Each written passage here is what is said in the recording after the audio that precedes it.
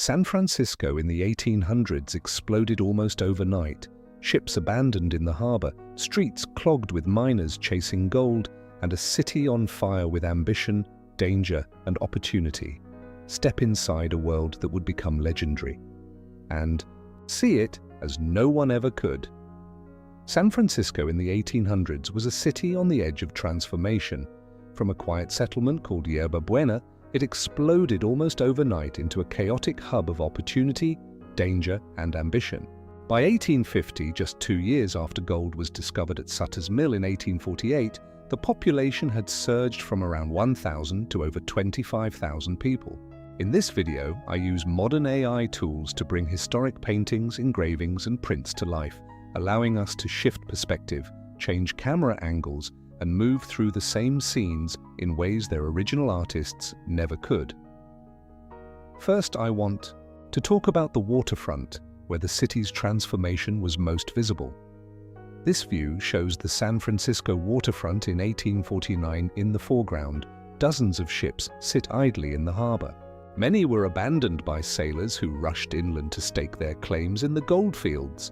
Wooden piers jut out into the foggy bay, creaking under the weight of crates filled with tools, food, and supplies for the incoming fortune-seekers. The skyline in the background is minimal, mostly low-rise wooden buildings and the occasional small hilltop structure. On the docks, merchants shout their wares, dogs scurry along planks, and the salty air mingles with smoke from cooking fires. Tension ripples through the crowds as competition for berths and resources grows. The waterfront fueled the city's economy and became the first stop for almost everyone who arrived in search of gold. Remarkably today, this same area forms part of the modern Embarcadero, still busy with ships and ferries. This view shows Montgomery Street in 1850. By the 1850s, Montgomery Street had become a central artery of the growing town. Wooden sidewalks line narrow, muddy streets where horse-drawn wagons bump against pedestrians. Shop signs swing overhead, announcing everything from grocers to tailors. Laborers unload barrels from wagons. Children dart between the crowds, and the smell of wood smoke mixes with the scent of spilled grain and leather. Fires were a constant danger here. Crowded wooden structures made the street a tinderbox. The thoroughfare was vital to trade, connecting the waterfront to inland markets. Within a decade, many of these early wooden buildings were replaced by sturdier brick structures, laying the foundation for the financial district that exists today. This view shows Portsmouth Square in 1849. Portsmouth Square was the heart of early San Francisco. By the late 1840s, the plaza was crowded with tents, makeshift homes, and vendors selling food and supplies. People gathered here to exchange news, hire guides, and join wagon parties heading to the gold fields. Musicians and street preachers added sound to the bustling square, while the risk of theft and brawls loomed large. This space was a center for civic life and public announcements. Today, Portsmouth Square still exists as a small urban park in Chinatown, offering a glimpse into the city's earliest public spaces. This view shows the Barbary Coast in the early 1850s. By the early 1850s, the Barbary Coast had earned a reputation for lawlessness. Narrow alleys and uneven streets were lined with saloons, gambling dens, and brothels. The air is thick with smoke from countless fires and the smell of spilled alcohol. Crowds jostle for space on the wooden sidewalks while sailors, miners, and adventurers navigate the chaos. Fires and violent confrontations were common, making it one of the most dangerous parts of the city. Despite this, the area drew wealth and power to those who could survive the chaos. Over time, police reform and rebuilding efforts reduced its notoriety, but the colorful history of the Barbary Coast remains part of San Francisco's cultural memory.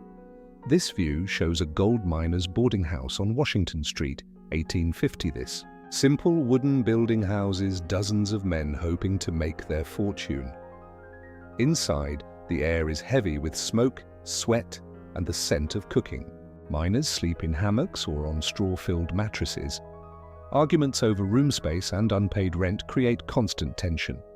Boarding houses were essential to shelter the influx of fortune seekers and provided both community and friction. By the Mid-1850s, many were replaced by brick tenements as the city sought to accommodate its growing population. Some of these streets remain residential today, reflecting the city's evolution from chaos to order. This view shows Clay Street and the steep hills, 1850s. The steep hills of San Francisco create dramatic perspectives. Horses and wagons struggle to climb the muddy streets, while pedestrians slip and slide on slick planks. The fog from the bay rolls through, dampening wood and carrying the smell of sea and soil. Landslides and erosion were real hazards, particularly after heavy rain. These hills shaped the city's layout and influenced where people built homes and businesses. Today, the famous cable cars trace these same routes, climbing the hills that once made daily life treacherous. This view shows the first Chinatown in the 1850s. By 1850, a growing Chinese community settled near Portsmouth Square. Wooden shops with signs in Chinese characters line the narrow alleys. Laundry hangs across streets, and the aroma of exotic spices mingles with smoke from cooking fires. Tension exists between different ethnic groups as prejudice and competition for work were common. Chinatown became a hub of trade, culture, and resilience. Today, it is a vibrant historic neighborhood, preserving much of its original layout and character. This view shows the city's first churches and mission buildings. By the 1840s and 50s, San Francisco retained traces of its Spanish and Mexican past. Adobe mission buildings and small churches sit amidst the wooden chaos. Bells toll to gather the faithful, and priests walk the streets offering guidance. Religious life structured social norms and provided some order in the otherwise lawless city. Many of these original buildings were replaced or renovated, but sites like Mission San Francisco de Asís still stand, connecting the present to the early past. This view shows Market Street, the city's main thoroughfare. 1850, the street stretches. In the foreground, crowded with wagons, pedestrians, and livestock. Shops and temporary structures line both sides, selling tools, clothing, and provisions. The smell of food and smoke fills the air. Crowds jostle for space. Accidents, arguments, and occasional fires remind visitors of the city's volatility. Market Street became the economic lifeline, connecting the waterfront to inland areas. Today, the modern thoroughfare still serves as one of San Francisco's busiest commercial streets, echoing its historic importance. This view shows the harbor at sunset, 1850s. Ships bob gently in the golden light, some empty, some unloading goods. Dockworkers move crates while seagulls circle overhead. The harbor represents the lifeblood of the city, sustaining trade, transport, and migration. Fires, storms, and overcrowding were ever-present dangers, but the wealth flowing through these docks fueled San Francisco's rapid growth. Today, the waterfront remains an iconic part of the city, a place where past and present coexist along the bay. Reflective ending, walking through these reconstructed streets, it's remarkable how alive the past feels, the chaos, ambition, and human drama of San Francisco during the Gold Rush leap from the engravings and paintings into our imagination. If there's another city, era, or scene you'd like to see brought to life through AI reconstruction, let me know in the comments. Again, thank you so much.